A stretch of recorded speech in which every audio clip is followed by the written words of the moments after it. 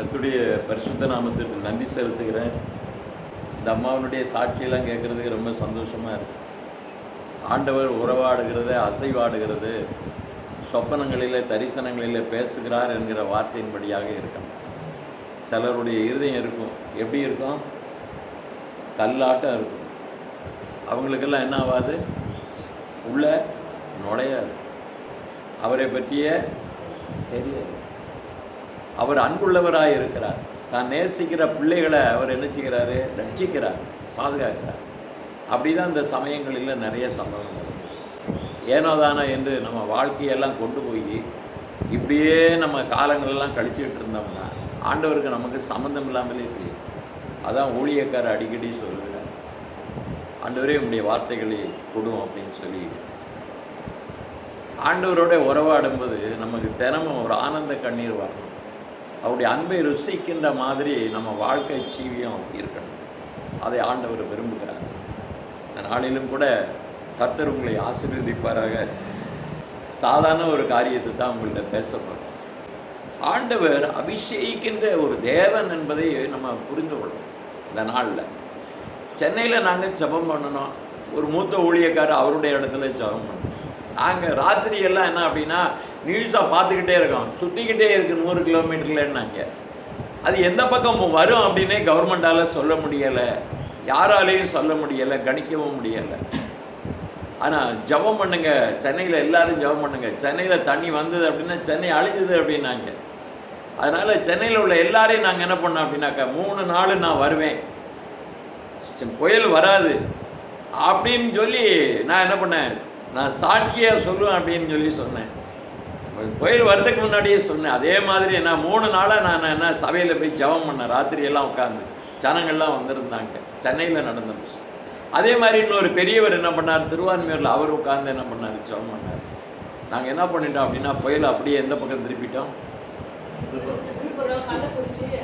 நமக்கு பாசமுள்ள பாஸ்டர்கள்லாம் இருக்காங்க, விசுவாசிகள் இருக்காங்க, அந்த பக்கம் போயிட்டு வா அப்படின்னு சொல்லி ஆரம்பிச்சிட்டோம். இது மாதிரி அதாவது என்னன்னா, சிங்கடலை திறக்கிறதுக்கு மோசே ஆண்டவர் அனுப்பிச்சாரு, திறந்துட்டாரு. அது பெரிய விஷயம் இல்லை. அது ஆண்டவர் டிராவல் பண்ணுறதுக்காக அவர் வழி நடத்திய எல்லாம் பண்ணார். இங்கே என்னன்னா மோசையோட பயங்கரமான ஆட்களாக இருக்கிறாங்க. எங்க அவங்க என்ன செய்யணும், இந்த பக்கம் இருக்கிறது அந்த பக்கம் திருப்பணுமா வேண்டாமா? புயலை திருப்பணும்னா சும்மா ஒன்றும் கிடையாது. சமுத்திரத்தில் ஆண்டவர் என்ன சொல்ல, நாம் வனத்திற்கும் பூமிக்கும் தகப்பன் அவர் தான், மலைக்கும் எல்லாத்துக்குமே படைத்த எல்லாத்துக்கும் தகப்பன் அவர் தான். அப்போ அவர் சொல்கிறதைத்தானே அது கேட்கும். எல்லா அதிகாரமும் சகல அதிகாரம் எனக்கு உண்டு என்று ஏசப்பா சொல்லியிருக்கிறார்.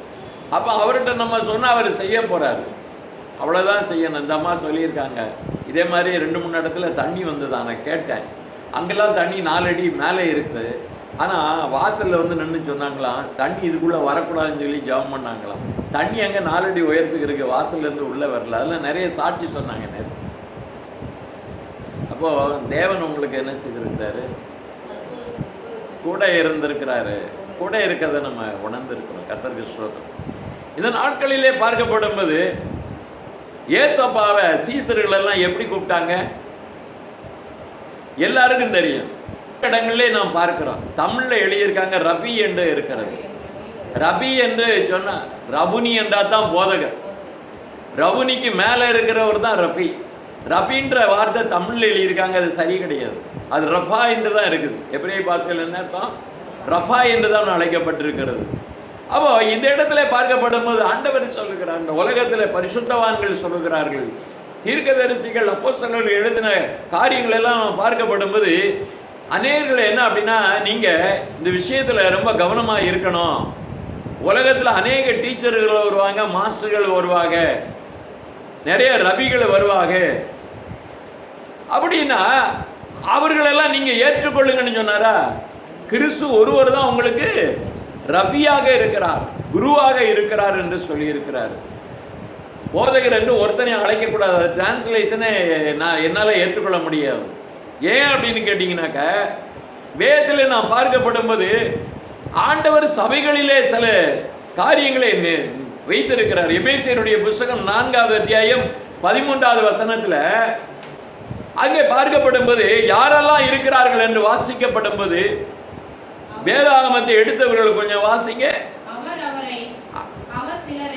அவர் சிலரை அப்போஸ்தலராக, சிலரை தீர்க்கதரிசிகளாக, சிலரை சுவிசேஷகர்களாக, சிலரை மேய்ப்பராக, போதகராக ஏற்படுத்தினார். அப்ப என்ன அர்த்தம்?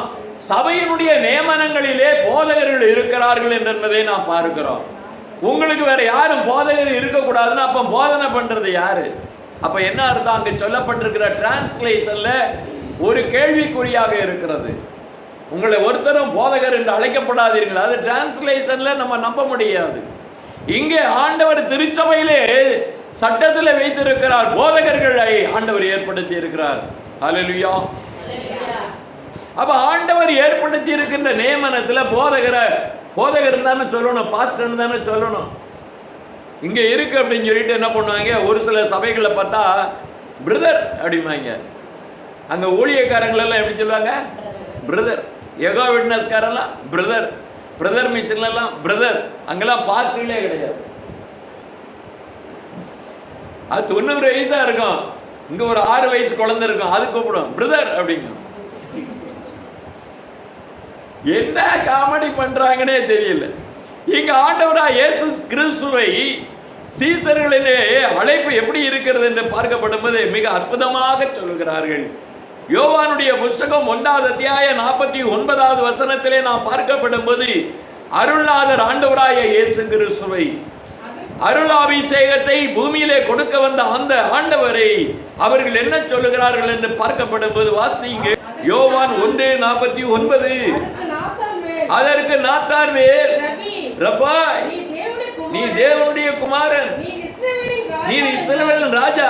சரி, ரப்பா என்று சொல்லப்படும் போது, ரபி என்று சொல்லப்படும் போது இயேசு கிறிஸ்து எந்த பைபிள் காலேஜுக்கு போனார்? எந்த வேதாகமத்திலே காலேஜில் போய் படித்தார்? ரபி என்று வருகிறவர்கள் எப்படிப்பட்டவர்களாக இருப்பார்கள் என்று பார்க்கப்படும் போது அவர்கள் போதகத்திலே மிக மேன்மையாளவர்களாக இருப்பார்கள், சிறந்தவர்களாக, கல்வி ஞானிகளாக இருப்பார்கள், வேத பாரகர்களாக இருப்பார்கள். எஸ்ரா வேத பாரகன் என்று நாம் பார்க்கிறோம், அவர்களாம் ரபி என்று சொல்லுவார்கள். அதே மாதிரி பவுல் அப்போஸ்தலன் சவுலா இருக்கும்போது யார்கிட்ட போய் படிச்சார்னா கமாலியல்கிட்ட போய் படிச்சாரு, அவர் ரபி என்று சொன்னார்கள். இயேசுவே ரபி என்று வரலாற்றிலே பதிவு செய்கிற ஒரு காரியத்தை பார்க்கப்படும் போது அங்கே இருக்கக்கூடிய ரபி என்று அழைக்கப்படுகிற, ரபுனி என்று அழைக்கப்படுகிற எல்லாருமே இயேசு கிறிஸ்துவினுடைய உபதேசத்தை கேட்டு பிரமித்தார்கள், பயந்தார்கள், கலங்கி நடுங்கினார்கள். அப்ப அப்பேற்பட்ட போதனை அவர் கொடுக்கிறார் என்று பார்க்கப்படும் போது, இதற்கு முன்பதாக நாம் பார்க்கப்படும் போது இன்னொரு சம்பவத்தை நாம் பார்க்கிறோம். யோவான் என்ன செய்கிறார்? யோவான் தீர்க்கதரிசி என்று சொல்லப்படுகிறது. யோவான் ஞானஸ்நானத்தை கொடுக்கிறார் என்று சொல்லப்படுகிறது.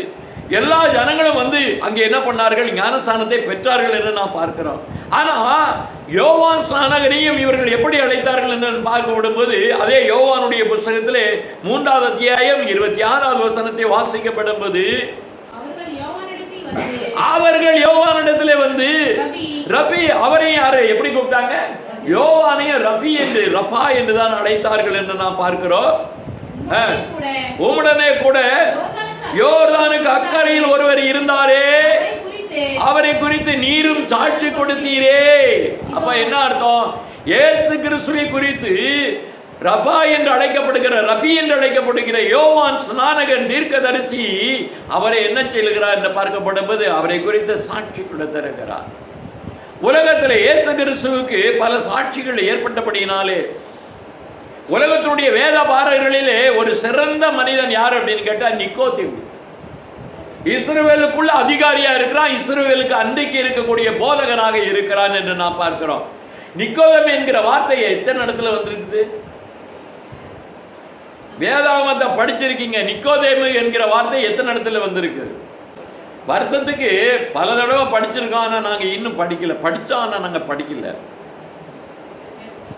எத்தனை தடவை சொல்லப்பட்டிருக்கு? 3 இடத்துல சொல்லப்பட்டிருக்கு. அவர் எத்தனை இடத்துல வருகிறார் நிக்கோதேமு? ரொம்ப அற்புதமா அந்த ஒன்றை சொல்லிடுறீங்க, எல்லாரும் முடிச்சுக்கிறீங்க. அது யோவானுடைய புத்தகத்திலே 3வது அத்தியாயத்திலே நாம் பார்க்கப்பட்டபோது 1வது வசனத்தையும் 2வது வசனத்தையும் வாசியுங்கள். யூதருக்குள்ளே அதிகாரியான நிக்கோதேமு பரிசேயனாய் இருந்தான். அவன் யார் என்று பார்க்கப்படும்? அதிகாரியா இருக்கிறான், பரிசேயனா இருக்கிறான். அவன் யாரா இருக்கிறான்? யூதர்களுக்குள்ளே போதகனாக இருக்கிறான் என்று நான் பார்க்கிறோம். அப்படிப்பட்ட வந்தா என்ன பண்ணுவாங்க அப்படின்னு கேட்டாக்க, சனகரிப் சங்கத்தில் என்ன செய்வாங்க? மெம்பரா இருப்பாங்க. அப்போ யூதர்கள் இஸ்ரவேல் ஜனங்களை ஆளுகை செய்கின்ற அந்த ரபிகள் என்று சொல்லப்படுகிற அந்த பரிசேயர்கள் என்று சொல்லப்படுகிற அந்த அதிகாரிகள் ஸ்தானத்தில் இருக்கக்கூடிய அவர்களுக்கு அந்த இடத்துல என்ன இருக்கு அப்படின்னு கேட்டீங்கன்னாக்க, யூதர்களுக்குள்ள லா கோர்ட், அதாவது சட்டத்தினுடைய ஒரு பெரிய அமைப்பு தான் சனகரிப் சங்கம். அதில் போடக்கூடிய திட்டங்கள், அதில் இருக்கக்கூடிய சட்டங்கள் தான் அது என்ன அப்படின்னாக்க வேதத்திற்கு சமமாக கருதப்பட்டது.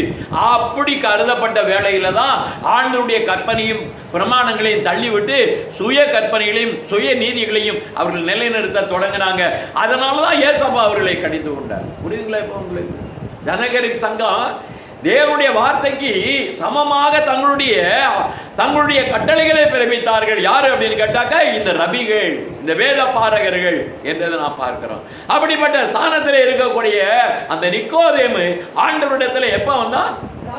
ராக்காலத்தில் வந்தான். சரி, நிக்கோதேமை பற்றி 4 சுவிசேஷ பகுதியில் ஏன் யோவான்ல மட்டும் எழுதப்பட்டிருக்கிறது? ஏன் மத்தேயு எழுதல? ஏன் மார்க் எழுதல? ஏன் லூக்கா எழுதல? அது பார்க்கணும், கொஞ்சம் பார்க்கணும், விசாரி. அவன் ராவிலே வருகிறான். இயேசுவோட கூட இருந்த யோவான், அன்னைக்கு யோவான் மட்டும்தான் இருந்திருக்கிறாரு. ராத்திரியில தனியா இருக்கிற நேரத்துல தான் அவனும் வந்திருக்கிறான். ராத்திரி வேளையில யாருக்கும் தெரியாத அளவிற்கு அங்க வந்திருக்கிறான். அதனால யோவான் மட்டும் இருந்தபடினால்தான் யோவானுடைய புத்தகத்துல மட்டும்தான் நிக்கோதேமு எழுதுகிறார். வேற யாருடைய புத்தகத்திலையும் எழுதல. ஏன்னா அவங்களுக்கு தெரியாத, அவங்க பார்க்கல. எவ்வளவு ஒரு பெரிய காரியத்தை பாருங்கள். ஆச்சரியமாக இருக்கு இல்லையா? நிக்கோதேமனுடைய காரியத்தை நாம் பார்க்கப்பட்டபோது இதுல ஒரு பெரிய விசேஷம் என்னன்னு கேட்டீங்கன்னா, உங்களுக்கு நல்லா தெரியும். நிக்கோதேமு ஒரு காரியத்தை செய்கிறார். ஆண்டவர் இயேசு கிறிஸ்து மரித்த போது யார் வருகிறார் என்று பார்க்கப்படும் அங்கே நிக்கோதேமு வந்து நிற்கிறார் என்று பார்க்கப்படும் போது அதே யோவானுடைய புத்தகத்தில் யோவான் வந்து இயேசு கிறிஸ்துவை பற்றி தெளிவாக எழுதுகிற ஒரு மனுஷனாக இருந்திருக்கிறார். இயேசு கிறிஸ்துவை பற்றிய ரகசியங்களை எழுதுகிற ஒரு மனுஷனாக இருந்திருக்கிறார். அவர் ஏன் கடைசியில் எழுதுறாருன்னா, அவர் 105 வயசு வரைக்கும் உயிரோட இருந்தார். அவரு கடைசி காலத்தில் இயேசு கிறிஸ்துடைய சகல காரியத்தை எழுத வேண்டும் என்றும் தீர்க்க தரிசனத்தை கொண்டு எழுத வேண்டும் என்றும் ஆண்டவர் அவரை நியமித்த இருந்தபடினாலே அவர் அவிதமாக அந்த காரியத்தை முழுமையாக கிறிஸ்துவை வெளிப்படுத்துகிற ஒரு மனுஷன் தான் யார் என்று பார்த்தால் யோவான். யோவானுடைய புத்தகம் சாதாரண விஷயம் கிடையாது. யோவானுடைய புத்தகத்தை நீங்க நல்லா படிக்கணும், நல்லா தெரிந்து கொள்ள வேண்டும். இதுல நான் பார்க்கப்பட்ட போது யோவானுடைய புத்தகம் 19வது அத்தியாயத்திலே 39வது வசனத்தை வாசியுங்கள். ஆரம்பத்திலே ஒரு ராத்திரியிலே இயேசுவினிடத்திலே வந்திருந்த நிக்கோதேமு என்பவன் வெள்ளை போலவும் கரிய போலவும் கலந்து ஏறக்குறைய 100 ராத்தல் கொண்டு வந்தான். அவர்கள் இயேசுவின் சரீரத்தை எடுத்து யூதர்கள் அடக்கம் பண்ண முறையின்படியே அந்த சுகந்த வர்த்தங்களை விட்டு சீலையில சுற்றி கட்டி எந்த ஒரு காரியத்தை செய்திருக்கிறான் பார்த்தீங்களா? அந்த நிக்கோதேமு கடைசியில இயேசு கிறிஸ்துக்கு செய்ய வேண்டிய பணியெல்லாம் அடக்கத்து ஆராதனை காரியங்களை எல்லாவற்றையும் செய்தது யார் என்று பார்க்கப்படும் போது நம்ம நிக்கோதேமு தான் செய்திருக்கிறாரு. ஆண்டவரா இயேசு கிறிஸ்துடைய திருநாமத்துக்கு நன்றி. ஒரு பரிசேயர், யூதருக்குள்ளே ஒரு அதிகாரி, அவர் ஒரு பெரிய போதகன். அவரே என்ன அப்படின்னு கேட்டாங்கன்னா, இயேசு கிறிஸ்துவை அவர் அறிந்திருந்தார். இயேசு கிறிஸ்து இந்த பூமியில மரிக்க போகிறார் என்று தெரியும். அவரை அடக்கம் பண்ணுகிற காரியங்களை அவர் செய்ய வேண்டும் என்பது அவருக்கு தெரியும். அப்படினாலே அவர் அங்கே வந்திருக்கிறார் என்று நான் பார்த்தேன். நன்றாக தெரிந்து கொள்ளுங்கள் எனக்கு அருமையான கர்த்தருடைய ஜனமே. இந்த இடத்துல நீங்க பார்க்கப்படும் போது ஜூவிஷனுடைய கம்யூனிட்டியில வந்து ஒரு ஆர்டன்ட் மினிஸ்டர், ஒரு அபிஷேகப்பட்டவனை தான் என்ன பண்ணுவாங்க அப்படின்னா ரபுனி, போதகர் என்று சொல்லுவார்கள். ரபுனி என்றால் போதகன். போதகர்களுக்கெல்லாம் மேற்பட்ட குரு தான் ரபி. புரியுதுங்களா உங்களுக்கு? அப்படிப்பட்ட ஒரு ஸ்தானத்தில் இருக்கப்படும் போது, அப்படிப்பட்ட ஒரு காரியத்தை நீங்கள் பார்க்கப்படும் போது, இந்த மரியாள் இயேசுவை எப்படி அழைத்தார்? ரபி என்று அழைத்தாரா, ரபுனி என்று அழைத்தாரா? எடுத்துக்கொண்டு வாசிப்போ. யோவானுடைய புத்தகம் 20வது அத்தியாயம் 16வது வசனத்தை வாசிங்கள். 20:16 வாசிங்க. இயேசு அவளை நோக்கி மரியாளே என்றார். அவள் திரும்பி பார்த்து ரபுனி என்றாள். அதற்கு போதகரே என்ற அர்த்தமா? பாத்தீங்களா? மரியாளைன்னு பேர் சொல்லி பின்னால ஒரு ஆள் கூப்பிடுது, கேட்ட சத்தம் தெரியுது. யாரு? நம்மகிட்ட பழகின ஆள் மாதிரி இருக்கு, தெரிஞ்ச ஆளாக இருக்கிறதே, சத்தம் கேட்கிறது என்று திரும்ப பார்க்கப்படும் போது அது இயேசுவினுடைய குரல் என்று கண்டுபிடித்து ரபுனி என்று சொல்லி சந்தோஷம் தாங்க முடியல. இப்படியாக இந்த இடத்துல பார்க்கப்படும் போது, அவர் திரும்பி அவரை பார்க்கப்படும் போது மற்றற்ற ஒரு பெரிய மகிழ்ச்சி அங்கே உண்டாயிருந்தது என்று நாம் பார்க்கிறோம். சீசர்கள் சரி, மற்ற சீசர்கள்லாம் ஆண்டவர் இயேசு கிறிஸ்துவை எப்படி கூப்பிட்டுருப்பாங்க? எப்படி கூப்பிட்டுருப்பாங்க? மற்ற சீசர்கள் எப்படி பண்ணி இருக்கிறாங்க? யோவான் 9:2 வாசிக்கப்படும் போது மற்ற சீசர்கள் கூட என்ன பண்ணி இருக்கிறாங்க அப்படின்னா, ஒரு குருடனை ஆண்டவர் சுகப்படுத்துறாரு. அந்த இடத்துல இவர்கள் எல்லாம் நின்றுகிட்டு அவங்க என்ன யோசனை பண்றாங்க? வாசிங்க.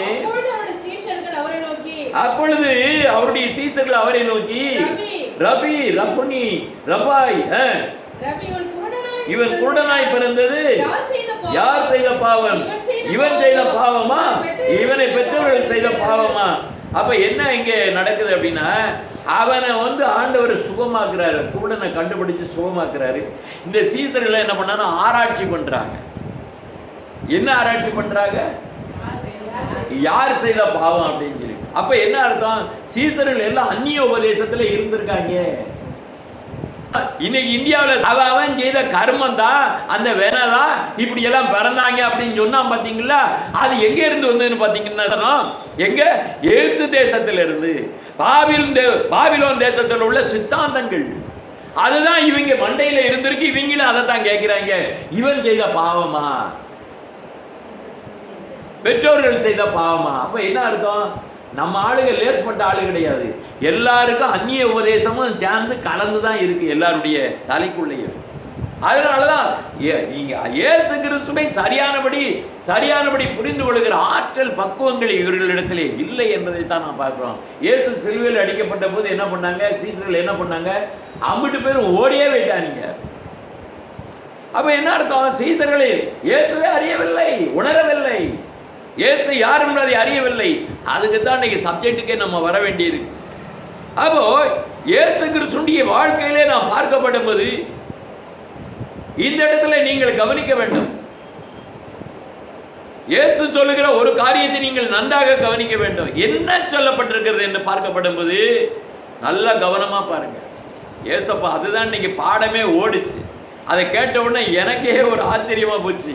என்னடா இது முக்கியமான பாயிண்ட்லாம் இன்னைக்கு வச்சிருக்கிறாங்களே அப்படின்னு சொல்லிட்டு எனக்கு சந்தோஷமா இருக்குது. ஆனா எனக்கு ஆண்டவர் கொடுத்த வெளிப்பாடின்படியாக நான் உங்களுக்கு மத்தியிலே பேச விரும்புகிறேன்.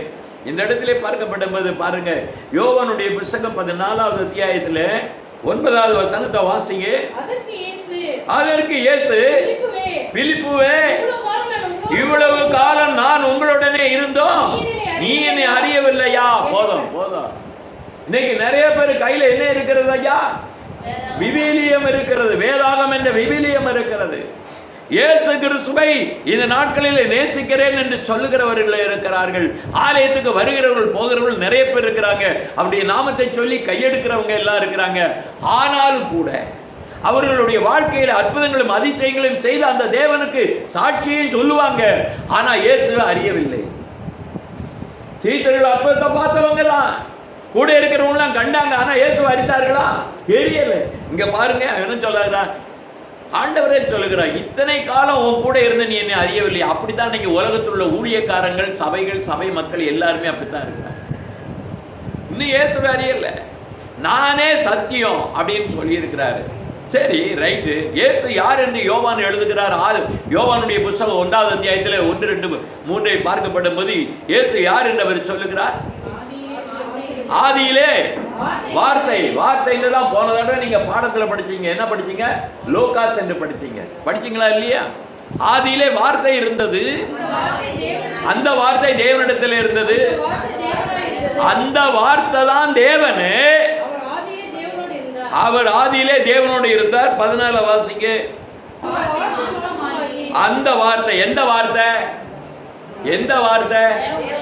ஆதியிலே வார்த்தை இருந்தத, அந்த வார்த்தை தான் அங்க மாமிசமா வருது. மரியாமாயினுடைய கர்ப்பத்திலே பார்க்கப்படும் போது குழந்தை எப்படி பிறந்தது? எப்படி பிறந்தது? இப்பதான் மாட்ட போறீங்க. நீங்க சரியான ஆன்சர் சொல்லுவீங்கன்னு நான் நம்புறேன். எந்த அளவுக்கு வேத தியானத்துல நீங்க பெரிய பட்டம் பெற்றிருக்கீங்கன்னு இப்ப நான் நம்ப வேண்டி இருக்குது. நாங்க ஊழியக்காரங்களாம் இப்ப நாங்க நம்ப வேண்டி இருக்குது. இயேசு பிறக்கும் போது மரியாமாயினுடைய வயித்துல என்ன பரலோகத்திலிருந்து என்ன இறங்கி வந்தது? அது சொல்லுங்களேன். பரிசுத்த ஆவி இறங்குச்சு, வார்த்தை இறங்குச்சு. வார்த்தையும் அவர்தான், பரிசுத்த ஆவியும் அவர்தான். வார்த்தையும் பரிசுத்த ஆவியும் தான் பூமியில மனுஷனாக இயேசுவாக காணப்படுகிறார். அப்ப என்ன அர்த்தம்? நானே என்ன அறியுங்க அப்படின்னு சொல்லுகிறார். என்னை நீங்கள் அறியவில்லையா என்று சொல்லுகிறார். நானும் பிதாவும் ஒன்றாயிருக்கிற நீ அறியவில்லையா என்று சொல்லுகிறார். புரிந்து கொள்கிற சக்தி இருந்தா புரிஞ்சுக்கிடுங்க. இதை நான் எதுக்காக சொல்கிறேன் என்று பார்க்கப்படும் போது வேதத்திலே சொல்லி இருக்கிற இன்னும் பகுதியை நீங்கள் நன்றாக பார்க்க வேண்டும். லூக்காவுடைய புத்தகத்திலே 24வது அத்தியாயத்திலே 16வது வசனத்தை வாசியுங்கள். நானும் ஒரு காலத்துல குருடனா தான் வாழ்ந்தேன். நானும் பைபிள் படிச்சு பார்த்தா இயேசு எனக்கு தெரியலையே அப்படின்னு சொல்லி கதறினேன், அழுதேன். இப்படியாக எனக்கு ஆண்டவர் இவ்விதமாக இந்த வசனங்களை கொடுத்திருக்க. வாசிங்க. ஆனாலும் அவரை அறியாதபடியினால் அவர்கள் கண்கள் மறைக்கப்பட்டிருந்தது. இன்னைக்கு ஒவ்வொருவருடைய கண்களும் மறைக்கப்பட்டிருக்கிறது. இயேசு யார் என்பதை தெரியவில்லை. காரணம் என்ன? இயேசு அவர்களுக்கு வெளிப்படுத்தல. அவர் வெளிப்படுத்தினா மட்டும்தான் அவரை அறிய முடியும். அவர் தன்னை வெளிப்படுத்தலைன்னா அவரை அறிய முடியாது. மறுரூப மலையில யோவான் போயிருந்திருக்கிறாரு, பேதுரு போயிருக்கிறாரு, யாக்கோபு போயிருக்கிறாரு. அவங்களுக்கு தெரியும் இவர் தான் அந்த வார்த்தை, இவர் தான் அவர் என்று சொல்லி. ஆனபடினால்தான் யோவான் இதை அழகாக எழுதுகிறார். இந்த இடத்துல பார்க்கப்படும் போது கூட பார்க்கிறாங்க, இயேசுவோடு கூட நடக்கிறாங்க, ஆண்டவரோட பேசுகிறாங்க. ஆனா இயேசுவை அறியவில்லை. அவர்கள் எப்படின்னு பார்க்கப்படும் போது கண்கள் மறைக்கப்பட்டிருந்தது. என்ன அப்படின்னா ஸ்பிரிச்சுவல் ஐ, அதாவது ஆவிக்குரிய கண்கள் அங்கே என்ன பண்ணி இருக்கு? மூடி போய் கிடக்குது. இன்னைக்கு எல்லாருடைய திருச்சபையிலும் ஜனங்கள் மத்தியிலே ஆவிக்குரிய கண்கள் மூடி போய் கிடக்கு. இயேசுவை அறியாத அளவிற்கு இன்னைக்கு இருக்கிறார்கள். காரணம் என்ன? அவரிடத்தில் அன்பு செலுத்தினா தான் அவர் வெளிப்படுத்துவார். அவரிடத்துல அன்பு செலுத்தினா வெளிப்படுத்த மாட்டார். ஏன்னா யோவான் அவரிடத்துல அன்பாக இருந்தான், மார்பிலே சாய்ந்து கொண்டிருந்தான், ஒவ்வொரு காரியத்தையும் கேட்டு கேட்டு தெரிஞ்சுக்கிட்டான். அதனாலதான் அவன் எழுத முடிந்தது. இவ்விதமாக தான் வேதம் சொல்லுகிறார். அதுக்கப்புறம் பாருங்க 31வது வசனத்தை வாசிங்க. அப்பொழுது அவர்கள் கண்கள் திறக்கப்பட்டு அவரை அறிந்தார். எப்ப கண்கள் திறக்கப்பட்டது? அப்பத்தை பிச்சு கொடுக்கிறாரு, அதை வாங்கி சாப்பிடுறாங்க, கண்கள் திறக்கப்படுகிறது. இயேசு உங்களுடைய கண்களை திறக்காவிட்டால் நாம் அவரை பார்க்கவே முடியாது, அவரை அறியவே முடியாது. வேத வசனத்தினுடைய மறைபொருளை நாம் ஒரு காலம் புரிந்து கொள்ள முடியாது. அறிந்து அப்படியாக தேவனுடைய உறவாடுகிற ஒரு ஐக்கியம் நமக்கு வேணும். இயேசுவை அறிந்திருக்கிறேன் என்று சொல்லுகிற ஒரு பிள்ளையாக, ஒரு மகனாக, மகளாக என்றைக்கு நம்ம மாறுறோமோ அன்றைக்கு தான் நமக்கு அப்பாவுக்கும் நமக்கு உள்ள உறவு. அவரை அறியாமத்தான் இன்னைக்கு நிறைய பேருடைய வாழ்க்கை போய்கொண்டிருக்கிறது. இப்படியாக இந்த இடத்துல நாம் பார்க்கிறோம். அவரை அறிகிற அறிவிலே நாம் வளர வேண்டும் என்று இங்கே சொல்லப்பட்டிருக்கிறது. சரி, இந்த இடத்துல பார்க்கப்படும் போது இன்னொரு வார்த்தையை நீங்கள் கவனிக்க வேண்டும். மத்தேயுவினுடைய புத்தகம் 11வது அத்தியாயம் 25 to 27 வரைக்கும் வாசியுங்கள். வாசிங்கம்மா. அதாவது தைரியமா வாசிங்க. அந்த சமயத்திலே இயேசு சொன்னது, பிதாவே, வானத்திற்கும் பூமிக்கும் ஆண்டவரே, இவளை ஞானிகளுக்கு கல்விமானுக்கெல்லாம் ஆண்டவர் காண்பிக்க மாட்டாரு. யாருக்கு காண்பிக்கிறாரு? பாலகருக்கு, அவருடைய பிள்ளைகளுக்கு தான் வெளிப்படுத்துவார். தவிர கல்விமான ஞானிக்கு ஆண்டவர் வெளிப்படுத்த மாட்டாரு. அப்பா என்று கூப்பிடுகிற சுவிகாரத்தை, அப்பா என்று கூப்பிடுகிற பிள்ளைகளுடைய அந்த அந்த அங்கீகாரம் தன் பிள்ளைகளுக்கு தான் வெளிப்படுத்துகிறார். தான் ஆவிக்குரிய பிறப்பிலே ஆவிக்குரிய பிள்ளைகளா பிறந்தா தான் அந்த ஆவிக்குரிய கண்கள் கொடுக்கப்பட்டு அவரை அறிகின்ற அறிவிலே அவர்கள் இருப்பார்கள், வளர்வார்கள். அதைத்தான் ஆண்டவர் சொல்கிறார். கல்விமானுக்கு ஞானிக்கும் கொடுக்கல, ஆலகருக்கு. யாரு? அவருடைய பிள்ளைகளுக்கு தான் அதை வெளிப்படுத்துகிறார். எல்லாருக்கும் வெளிப்படுத்த மாட்டாரு. இதைத்தான் இங்கே நான் பார்க்கிறேன். கீழே வாசிங்க.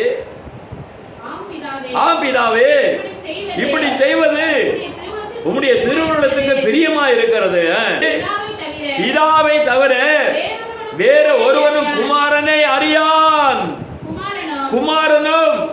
குமாரன் எவனுக்கு அவரை வெளிப்படுத்த சித்தமாக இருக்கிறாரோ அவன் தவிர வேற ஒருவன் அறியா. அப்படின்னா என்ன அர்த்தம்? அவருடைய பிள்ளைகளுக்கு தான் இயேசுவை தெரியும், வேற ஒருத்தருக்கும் தெரியும். அவருடைய பிள்ளைகள் அவங்க யாரு, அவங்களுக்கு என்ன அடையாளம், அவர்களுக்கு ஏன் வெளிப்படுத்துகிறாரு, அவங்களுக்கு என்ன தகுதி இருக்கிறது, ஏன் அவர்களுக்கு வெளிப்படுத்துகிறார் என்று பார்க்கப்படும் போது ஏதாம் சொல்லுகிறது, என்ன சொல்லுகிறது என்றால் அதே யோவான் தான் வெளிப்படுத்துகிறாரு. 1 யோவானுடைய புத்தகத்திலே 3வது அத்தியாயத்திலே 24வது வசனத்தை வாசிங்க. 1 யோவான் 3வது அத்தியாயம் 24 வாசிங்க. அவருடைய கட்டளையை கைக்கொள்ளுகிறவன் அவரில் நிலைத்திருக்கிறார், அவரும் அவனில் நிலைத்திருக்கிறார். அவர் தம்மில் நிலைத்திருக்கிறதை அவர் தந்தருளின ஆவினாலே அறிந்திருக்கும். புரியுதுங்களா? இப்போ கட்டளையில நிலைத்திருக்க அப்படின்னு சொல்லுவாங்க. கட்டளையும் கற்பனையிலும் யாரும் நிலைத்திருக்கல. அப்படி இருந்தா அவங்களுக்கு வெளிப்பட்டிருப்பாரு. எல்லாம் என்ன பண்றாங்க அப்படின்னா, நாங்க கற்பனையை கை கொள்கிறோம், கட்டளையை கை கொள்றோம் அப்படின்னா உங்கள்ட்ட அவர் இருக்கணுமே, அவர் உங்களோட உறவாடணுமே, பேசணுமே. அவர் உங்கள்கிட்ட இருக்கிறார்னா நீங்க கையை நிட்டுனா அற்புதம் நடக்கணும், சுகமாகணும். அநேக அற்புதங்களும் அடையாளத்தும் உங்களுக்கு கையளிக்கப்பட்டிருக்கும். அப்ப என்ன அர்த்தம் அப்படின்னா, நம்ம வாயில தான் என்ன செய்கிறோம், கற்பனையும் கட்டளையை கை கொள்கிறோம் என்று சொல்லுகிறோமே தவிர அதுக்குள்ள இல்லை. ஏன்னா அவர்ல நிலைத்திருக்கிறான்னா அவங்க சரியாக கடைபிடித்தா மட்டும்தான் அங்கே இருப்பாரு. அது சரியானபடி கடைந்து ஆண்டவருடைய வசனத்துல இல்லை, அவருடைய கற்பனையிலும் கட்டளை இல்லை. அப்படி இருந்தா அவர் அவங்கிட்ட இருப்பாரு, அவனுக்குள்ள கிரியை செய்கிறார். புரியுதுங்களா உங்களுக்கு? என்னிலும் மேலான அற்புதங்களை செய்வான் என்று கர்த்தர் சொல்லி இருக்கிறார். அப்ப என்ன அர்த்தம்? தேவன் நமக்குள்ள இருக்கிறாரா என்கிற ஒரு சோதனையை நமக்கு பண்ணி பார்க்கணும். ஆண்டவர் நம்மிலே இருக்கிறாரா, நிலைத்திருக்கிறாரா என்கிற ஒரு சோதனை இல்லைன்னா பரலோகமே கிடையாதுங்க.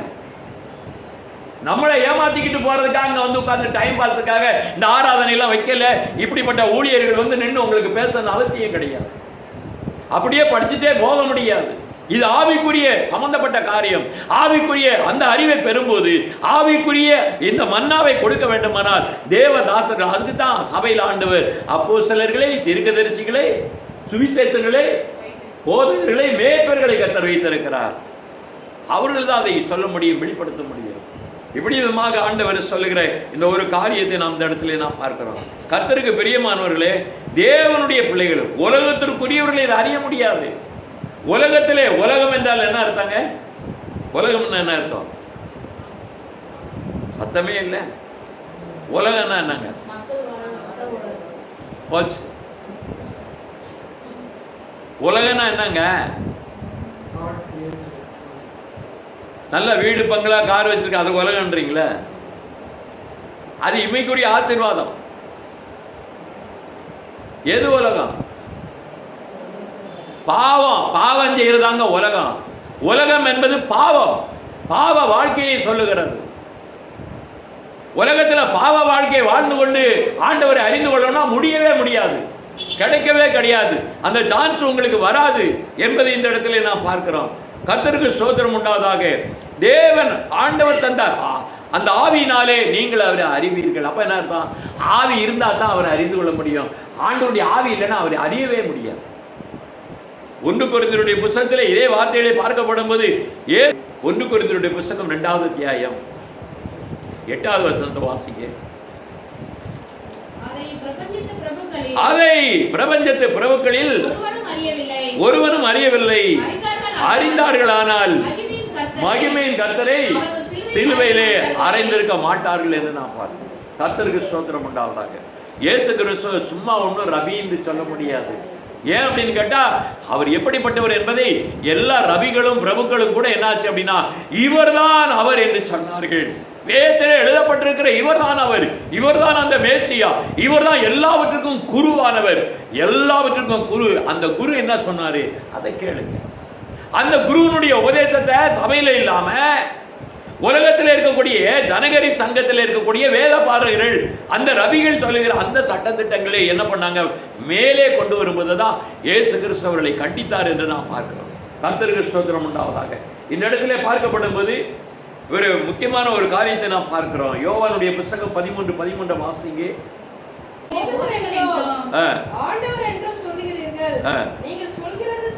இயேசு சொல்லுகிறாரு, நீங்க சொல்லுகிற அந்த ரபின்றவரும் நான் தான்.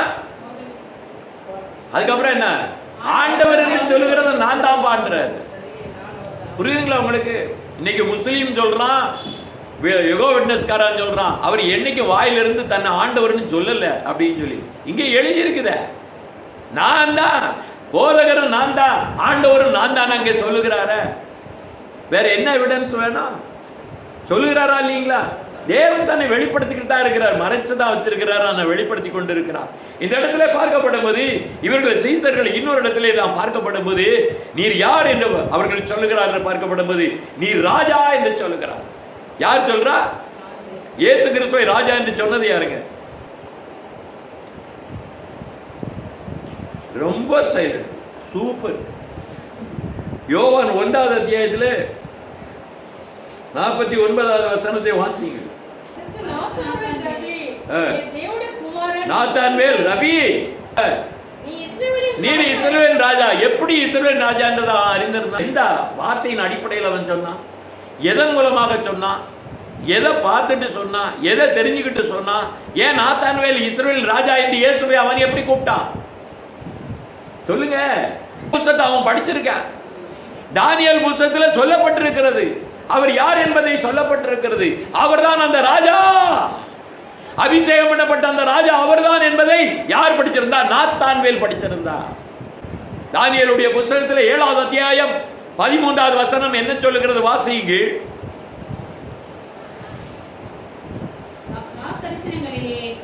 நான் பார்த்து கொண்டிருக்கையில் இதோ மனுஷகுமாரனுடைய சாயலான ஒருவர் வானத்து மேகங்களுடனே வந்தார். அவர் நீண்ட ஆயுசுள்ளவர் இடம் மட்டும் வந்து அவர் சமீபத்தில் கொண்டு வரப்பட்டார். பாத்தீங்களா? இதெல்லாம் படிச்சுட்டான்.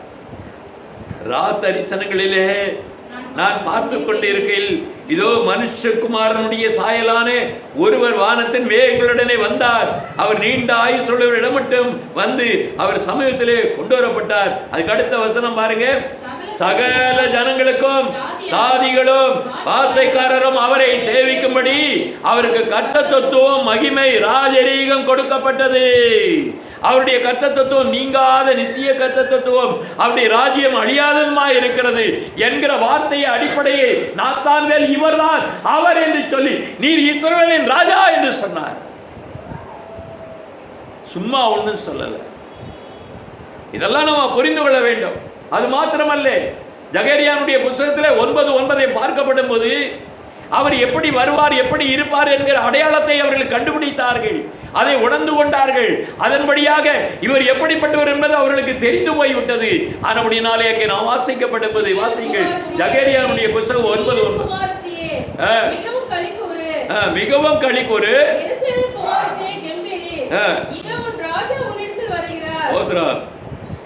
சீயோன் குமாரத்தியே மிகவும் களிப்புறு, எருசலேமின் குமாரத்தியே கம்பீரி. சரி, எருசலேம் குமாரத்தியே என்ன அர்த்தம்? காதுல பூ வச்சிருக்காங்க, தலையில பூ வச்சிருக்காங்க. குமாரத்தியா எல்லாம் சொல்லப்பட்டிருக்கு. எருசலேம் குமாரத்தின்னு என்ன சொல்லப்பட்டிருக்கு? எருசலேமுடைய திருச்சபை குமாரத்தி ஸ்ரீநாத சபைகளை சொல்லுகிறது. இஸ்ரவேலுடைய எருசலேமுடைய திருச்சபையே நீ கம்பீரி, இதோ உன் ராஜா உன்னிடத்திலே வருகிறார். புரியுதுங்களா உங்களுக்கு? அவங்கெல்லாம் வேதத்தை படித்தவர்கள். ஆனபடினால் அவர்கள் சொன்னார்கள் நீர் இஸ்ரவேலின் ராஜா என்று சொல்லுகிறதை நாம் பார்க்கிறோம். அதே மாதிரி பிலாத்து அவரை பிடிச்சு விசாரிக்கப்படும் போது நீ ராஜாவா என்று கேட்டபோது இயேசு கிறிஸ்து என்ன சொன்னாரு? ஆம், நான் ராஜாதான் என்று சொல்லுகிறார். என் ராஜ்யம் உலகத்திற்குரியது அல்ல என்று சொல்லுகிறார். இயேசு கிறிஸ்துவே ராஜா என்று சொல்லுகிற அந்த ஒரு காரியத்தை நான் பார்க்கப்படும் போது வேதத்திலே அறிந்தவர்கள், வேதத்தை கற்றவர்கள், வேதத்துடைய எல்லாவற்றையும் தெரிந்தவர்கள், புரிந்தவர்கள், அவர்கள் தான் என்ன செய்கிறார்கள்? இயேசுவை அடையாளம் கண்டுபிடித்தவர்கள். ஆனபடினாலே தான் என்ன பண்ணாங்க அப்படின்னு கேட்டா அவரை ரவி ரவி என்று சொன்னார்கள். ரபாய் ரபாய் என்று சொன்னதை நாம் பார்க்கிறோம். இவ்விதமாக இயேசு கிறிஸ்துவை அழைக்கின்ற ஒரு காரியத்திலே நாம் பார்க்கப்படும் போது ஆண்டவர் சொல்கிறார், அந்த ராஜாவுக்கு முன்பதாக இயேசுவும் அதைத்தான் சொல்கிறார். என்ன சொல்கிறார்? யோவான் 18வது அத்தியாயத்திலே 37வது வசனத்தை நீங்கள் வாசிக்கப்படும் போது அங்கே சொல்லப்பட்டிருக்கிற பிலாத்துனுடைய மத்தியிலே இயேசு பேசுகிறார். இயேசுனுடைய சமூகத்திலே விசாரித்து கேட்கப்படும் போது ஆண்டவர் அதை மறுக்கவில்லை, அதை ஏற்றுக்கொண்டுதான் சொல்லுகிறார். வாசிங்க. அப்பொழுது பிலாத்து அவரை நோக்கி, அப்படியானால் நீ ராஜாவோ என்றான். அப்படியானால் நீ ராஜாவோ என்றார். இயேசு பிரதியுத்தரமாக நீர் சொல்லுகிறபடி நான் ராஜாதான் என்று சொன்னார். புரியுதுங்களா உங்களுக்கு? இயேசு தெளிவா சொல்லிட்டாரு. போதகர் என்று சொன்னாரு, ஆண்டவர் என்று சொன்னாரு, ராஜா என்கிறதை அவர் ஒத்துக்கொண்டார். இயேசு கிறிஸ்து அறிக்கை செய்கிற இந்த காலகட்டங்களிலே நாம் வாழ்ந்து கொண்டிருக்கிறோம். அவரை பற்றி தெரியாமல் புரியாமல் இருந்தோம்னா நாம எப்படி நம்ம உண்மையான சாட்சியாக இருக்க முடியும்? ஆண்டவர் சொல்லுகிற இந்த வார்த்தை, ஆதியிலே வார்த்தை இருந்தது, அந்த வார்த்தை தேவனிடத்தில் இருந்த அந்த வார்த்தை தேவனாய் இருந்தது என்று நாம் பார்க்கிறோம். தேவன் வார்த்தையினாலே வானங்களையும் பூமியையும் அண்ட ஆகாசத்தையும் என்ன பண்ணாரு? படைத்தார், உண்டாக்கினார் என்று நாம் பார்க்கிறோம். நம்மளுடைய விசுவாசம் என்ன அப்படின்னு கேட்டீங்கன்னா, தேவன் வானத்தையும் பூமியை வார்த்தையினாலே படைத்தார் என்று நாம் பார்க்கிறோம். அந்த வார்த்தை யார் என்றால் ஆண்டவராய் இயேசு கிறிஸ்து. அவர் மூலமாய் படைக்கப்பட்டது, அவருக்காக இருக்கிறது, அவருக்கென்று படைக்கப்பட்டது. இதைத்தான் நம்ம பார்க்க வேண்டும். இயேசு கிறிஸ்துவை அல்லாமல் வேறொரு தேவன் இல்லை. அவருக்கு தான் இது கையளிக்கப்பட்டிருக்குது.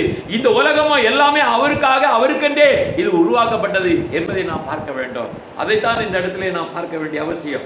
ஏன் அப்படின்னா தானியேல்ல சொல்லிடுச்சு, கர்த்தர் தத்துவம் அவருக்கு கொடுக்கப்பட்டாச்சு, ராஜரீகம் அவருக்கு கொடுக்கப்பட்டாச்சு என்று சொல்லப்பட்டிருக்கிறது.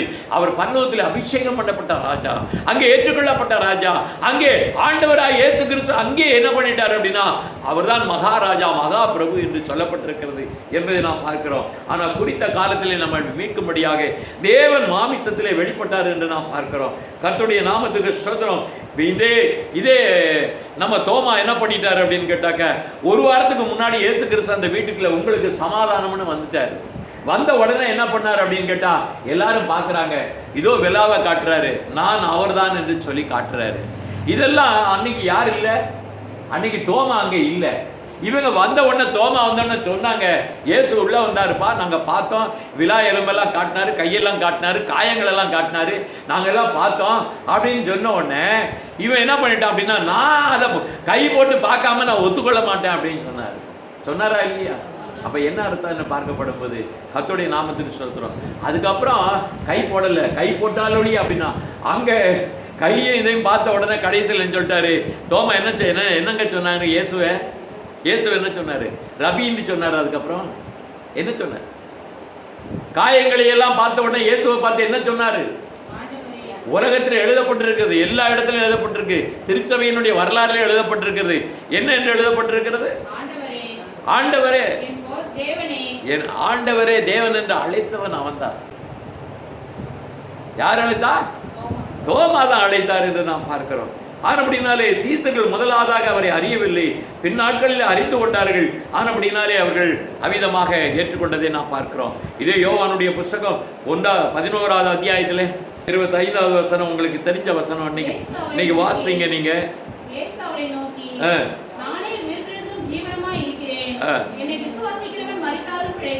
உலகத்துல தெளிவா சொல்லியாச்சு, நான் தான் ஜீவன், நான் தான் உலகத்துள்ள எல்லாம் நடமாடுகிறதுக்கெல்லாம் ஆவியும் ஜீவனையும் கொடுத்தது நான் தான் ஜீவாதிபதி, நான் தான் அந்த ஜீவன், மரித்தாலும் உயிரோட எழுப்புகிறது நான் தான், நானே உயிர் தழுதலும் ஜீவனுமா இருக்கிறேன் என்று சொல்லியிருக்காரு. இதை விட வேற என்னங்க எவிடன்ஸ் சொல்லணும்?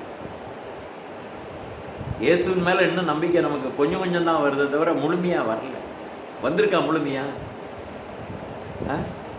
சொல்ல மாட்டேங்கிறீங்க. இந்த அம்மா தான் சொல்லுது, ஆண்டவர் எனக்கு சொப்பனத்தில் பேசினார்னு சொல்லி. இவ்விதமாக தேவன் என்ன செய்கிறார் என்றால், ஆண்டவராக இயேசு கிறிஸ்து இந்த பூமியிலே வரப்போகிற தேவனாக இருக்கிறார் என்று நான் பார்க்கிறோம். இதில் ஒரு விஷயம் என்னன்னு கேட்டிங்கனாக்க, இந்த இடத்துல நீங்கள் பாருங்க, வேத பாறுகளாக இருக்கணும்னா முதல்ல என்ன பண்ணணும் அப்படின்னு கேட்டிங்கன்னா, யார்கிட்ட போய் படிக்கணும்? பண்டிதர்கள்ட்ட போய் படிக்கணும். கமாலியல் ஒரு பண்டிதர் தான். அது மாதிரி நிறைய பண்டிதர்கள் இருந்தார்கள். அந்த பண்டிதர்களுக்கு கீழே பல வருடம் படித்து சீடனாக இருக்க வேண்டும். யோவானுக்கு சீசர்கள் இருந்தால், இயேசு அப்படித்தான். சீசன் தத்துவத்தில் என்ன பண்ணுவாங்க? குருகுல கல்வி அன்னைக்கு இருந்தது. அதிலிருந்து இவங்க கற்றுக்கிட்டு வந்து அதுக்கப்புறமா என்ன பண்றாங்க, 30 வயசுல தேர்ச்சி பெற்று அவர்களுக்கு என்ன பண்ணுவாங்க, சர்டிபிகேட் கொடுப்பாங்க.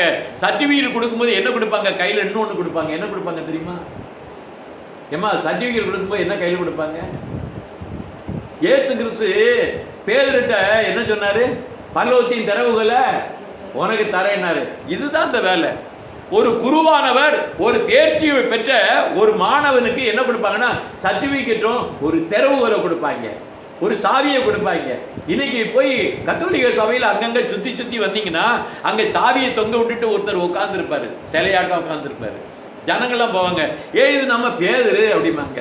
ஏன் அப்படின்னா அவருக்கு வச்சிருக்கக்கூடிய சாவியை பிடிச்சி ஆடிக்கிட்டு இதான் பரலோகத்தினுடைய சாவி ஆண்டவர் கொடுத்துருக்கிறாரு அப்படின்னு அதை தொட்டு தொட்டு கும்பிடுவாங்க, முத்துவாங்க. ஐயா என்ன அநியாயம் பண்றாங்க.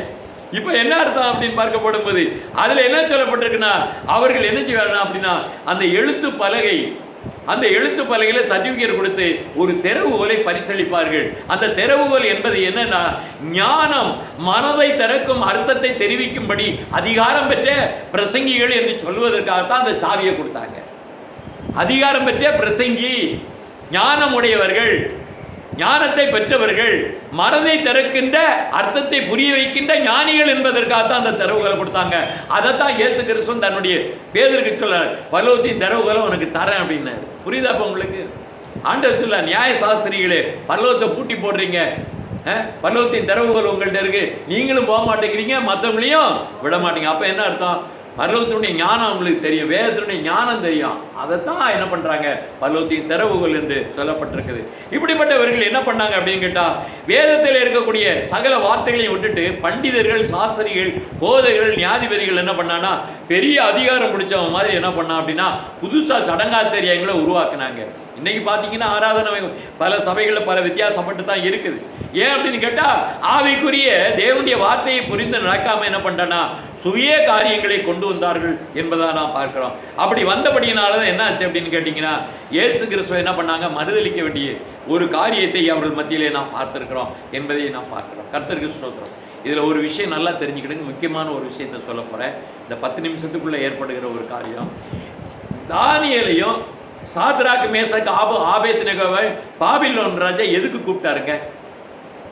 ஏன் செலெக்ஷன் பண்ணாரு? ஏன் மற்றவங்களை கூப்பிடாம, அவன் தேசத்தில் உள்ள ஆள்களை கூப்பிடாம, வேற இருக்கக்கூடிய ஞானிகளை கூப்பிடாம ஏன் இவங்களை கூப்பிட்டாங்க? என்ன காரணம் சொல்லுங்க, டக்குன்னு சொல்லுங்களேன். என்ன காரணம்? இதுல இருந்து நல்லா தெரிந்து கொள்ள வேண்டும். என்ன அப்படின்னு கேட்டீங்கன்னாக்க, உலகத்துல அன்றைய ராஜாக்கள் அரண்மனையில இவர்கள் எல்லாம் எப்படின்னாக்க, உலகத்துல படிப்பாளிகள் அதிகம் படிச்சவன் யாருன்னா யூதர்கள். ஆனபடினால உலகத்துல அதிகமான படிப்பாளிகள் யூதர்களா இருக்கிறபடினால்தான் யூதர்கள் என்ன பண்ணாங்கன்னா, உலகத்தில் உள்ள ராஜாக்கள்லாம் கூட்டு என்ன பண்ணுவான், அரண்மனையில வேலைக்கு வைப்பாங்க, பெரிய அதிகாரியா வைப்பாங்க. இது அன்னைக்கு இருந்திருக்கு. இன்னைக்கு கிறிஸ்தவர்கள் அந்த அதிகாரத்தை பெற்றிருக்கிறாங்கன்னு பார்த்தா, வெள்ளைக்காரன் காலத்துல கொடுத்தான், நல்ல ஞான அறிவு இருந்து இங்கிலீஷ் தெரிந்து வேலை கொடுத்தாங்க. இப்போ ஒருத்தரும் கொடுக்க மாட்டேங்க. காரணம் என்ன அப்படின்னா, இவன் ஒழுங்கா படிக்க மாட்டேங்க, இவனை கூப்பிட மாட்டேங்கிறான். எல்லா ஐஏஎஸ், அன்னைக்கு இருந்த ஐஏஎஸ் எல்லாருமே யார் அப்படின்னு பார்த்தா எல்லாம் யூதர்கள் தான். இன்னைக்கு பார்த்தாக்க அதெல்லாம் தட்டி பறிச்சுட்டு போயிட்டாங்க. இங்க இருக்கக்கூடிய கருப்பு யூதர்கள் சும்மா உட்கார்ந்துட்டு இருக்கிறீங்க, ரொம்ப வேதனையா இருக்குது. கர்த்தருக்கு ஸ்தோத்திரம். ஆனபடினாலே படிப்பாளிகள் என கருதி ராஜ்ய பாரத்துக்குள்ள பொக்கிஷ சாலைகளை எல்லாவற்றையும் அதாவது கணக்கு வழக்கு பார்க்கிறதற்கும் எல்லாவற்றையும் பராமரிக்கிறதுக்கும் ஸ்தானாதிபதிகளாக வேலைக்கு வைக்கப்பட்டவர்கள் யூதர்கள். ஏன் அப்படின்னா அவங்க சிறந்த படிப்பாளிகள், சிறந்த கல்விமான்கள் அந்த காலத்தில் இருந்து. அப்படினாலதான் யாரை கூப்பிட்டாங்க, தானியேல் அவர்களை கூட சேர்ந்திருக்கிற நண்பர்களை அழைத்து அங்கே வேலைக்கு வைத்தார்கள் என்பதை நான் பார்க்கிறோம். இது தொண்டு தொட்டு இந்த காரியங்கள் நடந்து கொண்டு இருக்குது. இப்படிப்பட்ட காரியங்களை நான் பார்க்கப்படும் போது ஏன் அப்படின்னு கேட்டீங்கன்னா, சிறு பிள்ளைகள் முதல் கொண்டு எல்லாவற்றையும் என்ன பண்ணுவாங்க, நன்றா பெரியவங்க என்ன கற்றுக் கொடுப்பாங்களாம். யாருக்கு? யூதர்களுக்கு, இஸ்ரவேலுக்கு என்ன பண்ணுவாங்க, நன்றாக கற்றுக் கொடுப்பாங்களாம். அப்படிப்பட்ட நல்ல போதனை உள்ளவர்களா இருந்தபடினாலே எல்லாவற்றையும் எப்படின்னா, அதாவது என்ன, வழக்குகளெல்லாம் தீர்க்கக்கூடிய, நியாயத்தை செய்யக்கூடிய அளவுக்கு ஆற்றல், அதாவது நியாயத்தை செய்யக்கூடிய அப்படின்னா நீதிபதிகளுடைய காரியங்களை செய்யக்கூடிய ஆற்றல் இவங்கள்ட்ட இருந்தது. வக்கீலுக்கெல்லாம் படிக்கல, ஆனா இவங்களுக்கு அந்த அறிவு ஆற்றல் இருந்தபடினால்தான் இவர்களுக்கு அன்னைக்கு என்ன பண்ணாங்க, ராஜாக்கள் வேலையை கொடுத்தாங்க. அப்ப நீங்கள் அந்த மாதிரி போஸ்டுக்கு வரணும், இருக்கணும் அப்படின்றதான் வேதம் சொல்லுகிறது. ஆனா இன்றைக்கு பார்க்கப்படும் போது நீங்க அந்த அளவுக்கு இருக்கிறீங்களா எப்படின்னா கிடையாது. ஒரே ஒரு மொழியை கூட படிக்கவே முடியலை, பேசவே முடியலை. அன்னைக்கு வேத சாஸ்திரிகள் உலகத்தில் உள்ள பழைய மொழிகளை கற்றுக்கொண்டவங்க. வேத சாஸ்திரிகள் அன்றைக்கு என்ன பண்ணாங்க, நிறைய மொழிகளை கற்றிருந்தாங்க.